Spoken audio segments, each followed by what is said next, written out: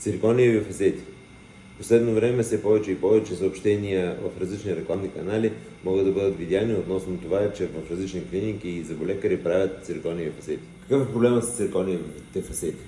Циркония се появи в стоматологията преди около 10 на 12 и повече дори години, но преди толкова, около 10 на 12, навлезе стремително в нашата практика.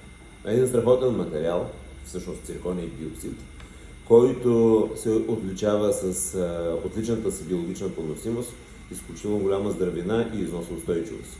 Но голямо тлъсто но. Проблемът е в това, че повърхността на циркониевата фасета, която приляга към зъба, не може да бъде ецната. Тоест не може да бъде така обработена, че да се получат микронагръпавявания, благодарение на които тази фасета да се залепи към зъба чрез химическа връзка.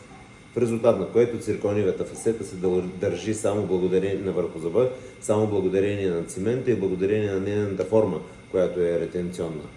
Като усложнение от това, няколко години по-късно, 2-3 или повече, или пък малко по-малко, циркониевата фасета е възможно да се разлепи, възможно е между фасетата и зъбът да се получи кариес. В резултат на което цирконият не е подходящ материал за изработване на фасети.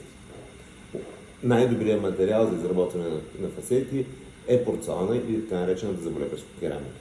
Фасетите, направени от порцелан, в умели ръце стават едно цяло, химически едно цяло с зъба, което обещава голяма тяхна дълговечност.